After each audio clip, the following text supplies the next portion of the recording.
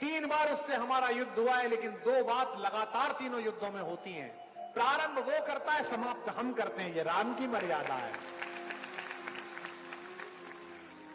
राम जी ने कहा एक दूत भेजते हैं, लूंगा। ऐसे मांग रहा जैसे मैया मुझे चंद्र खिलौना दीजो, मम्मी मेरे को तो ये चाहिए। अबे पिताजी की दुकान है क्या है? रात को सोते हुए राष्ट्रपति को उठा लाया वेनेजुएला से। वो बेचारा सो रहा था अपनी संवैधानिक पत्नी की बगल में है? उसकी तो एक ही थी, इसकी तो 3 है। उसे उठा लाया और कहता है ये लोकतंत्र है, डेमोक्रेसी सिखा रहा है पूरी दुनिया को। हमसे कहता है कि हमने पल्ली पार घुसकर क्यों मारा। अब वो दिन हवा हुए जब इधर आकर लोग विस्फोट कर जाते थे और हम यूनाइटेड नेशंस में सबूत देते रहते थे, भारत में घुसकर आतंक मचाओगे तो चाहे भारत में हो चाहे किसी देश में छुप जाओ, चूहे को वहीं ढूंढकर मारेंगे। ये नए भारत का संकल्प है। हमसे भी लोग कहते हैं भाई साहब आप ये हो सकते हो। अरे भैया बड़ी कृपा हुई, भला हुआ मेरी गगरी फूटी में पनिया बरन से छूटी। जहां थे वहीं रहते तो ये थोड़ी कर रहे होते, बिहार में बैठ के हिसाब दे रहे होते। एडवर्सिटी आए, विपदा आए तो समझ लेना ईश्वर किसी बड़ी योजना के लिए तैयार कर रहा है। राम हर युग में है। कैसे लोग हैं? दक्षिण में एक आदमी कहता था कि राम हुए नहीं, आजकल उसका पोता कहता है कि राम नहीं हुए, जबकि उसका खुद का ही नाम राम का पर्यायवाची था, करुणानिधि। ये राम का नाम है करुणानिधि, और पोता कह रहा है कि राम जी नहीं हुए। मैंने कहा अच्छा, दादाजी हो गए और राम जी नहीं हुए। वाह बेटे, राम हर युग में है, राम हर पल में है। राम राम, यह राम नाम का मणिदीप जिद्या पर से हटा लिया गया। ओल्ड फैशन है, ओल्ड स्कूल है। न्यू स्कूल क्या है? नए नायक कौन है तुम्हारे? मुंबई के वो लंपट लोग। सारा मीडिया सामने बैठा, मुझे क्षमा करें। मुंबई के किसी नायक की दूसरी पत्नी का तीसरा बच्चा पैदा होता है, उसके पीछे कैमरा लेके भाग जाते हैं। इस सामाजिक अंधेरे के बीच अगर प्रकाश निकलेगा तो राम की कहानी से निकलेगा। एक बेटा जब राम कथा सीखता है, राम कथा सुनता है, तो उसकी समझ में आ जाता है कि पिता जो कह रहे हैं उसका पालन करो।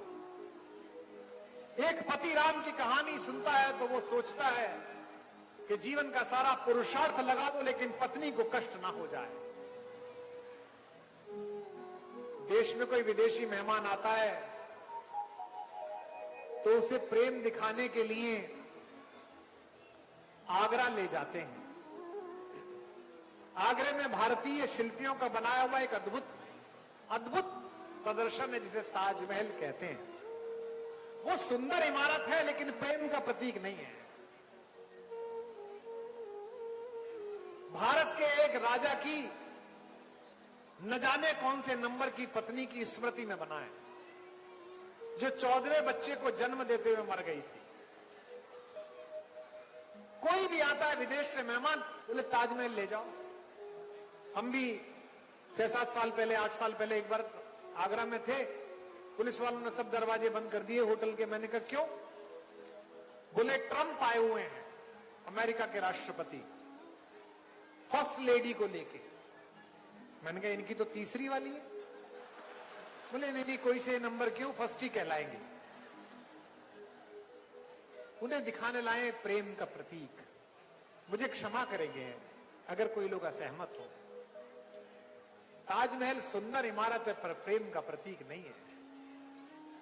अगर प्रेम का प्रतीक ही दिखाना है तो इससे बेहतर तो बिहार चले जाओ और उस श्रमिक का रास्ता दिखाओ जिसने एक पर्वत से गिरकर मरती हुई अपनी गर्भवती पत्नी को देखा, हथौड़ा उठाया और रास्ता बना दिया। वो दशरथ मांझी ज्यादा बड़ा प्रेम का प्रतीक। और अगली पंक्ति पर स्वतः स्फूर्त तालियां गूंजे। अगर प्रेम का ही प्रतीक दिखाना है तो दक्षिण चले जाओ और धनुष कोटि में हेलीकॉप्टर में बिठाकर समुद्र में पड़े हुए उन पत्थरों का समूह दिखाओ जिस पर चलकर एक प्रेमी अपनी पत्नी को लेने के लिए गया। इस मंदिर का भव्य विस्तार भी अभी 4 दिन पहले देख कर आया हूं।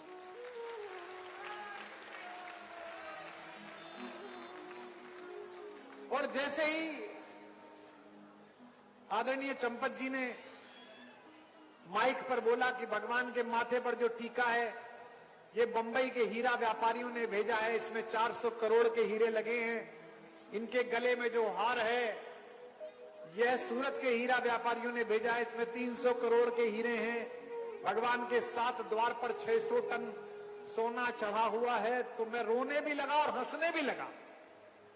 मेरे एक मित्र यहां आज आए थे, मनोज जोशी, चाणक्य वाले। वो मेरी बगल में खड़े थे, उन्होंने मुझे गले लगा लिया, बोले हंस भी रहे हो रो भी रहे हो, क्यों? मैंने कहा मैं रो तो इसलिए रहा हूं कि भगवान बड़े सुदर्शन है, और हंस इसलिए रहा हूं कि 500 वर्ष पूर्व बगदाद से ऊंट की पीठ पर बैठकर आए जिन जाहिलों ने इन मंदिरों को इसलिए तोड़ा था कि किसी ने कहा था कि इनके घर में बड़े हीरे हैं, बड़ा सोना है, लूट के ले जाओ तुम अमीर हो जाओगे। समय की मार देखिए कि मेरे राघव के माथे पर 400 करोड़ का टीका है और लुटेरों के हाथ में आज भी कटोरा है, तो आज भी भीख मांग रहे हैं।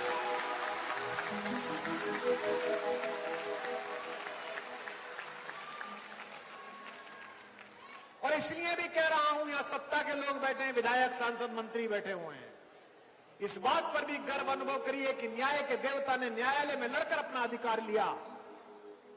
और ये जो भगवान का सुंदर परिदृश्य बना है ये किसी सरकार की कृपा पे नहीं बना है। मुरादाबाद में रिक्शा चलाने वाले ने दिन में 200 रुपए की कमाई करके 21 रुपए का चंदा दिया है, तब भगवान का वैभव यहां पहुंचा है। और इस नगर की फिजाओं को, इस राष्ट्र की अस्मिताओं को, बड़े बड़े नेताओं को यह सूचना भी देना चाहता हूं कि कितनी भी गरीबी आ गई हो और डॉलर कितना भी बढ़ गया हो, अभी इस देश के 150 करोड़ नागरिकों के पास इतना धन तो है कि ये इतना ही भव्य महल मथुरा में भी बना सकते हैं और काशी में भी बना सकते हैं। और अगली पंक्ति पर तो शायद ये पूरा पंडाल उछल जाएगा, इतना बच भी जाएगा कि संभल में भी बना सकते हैं।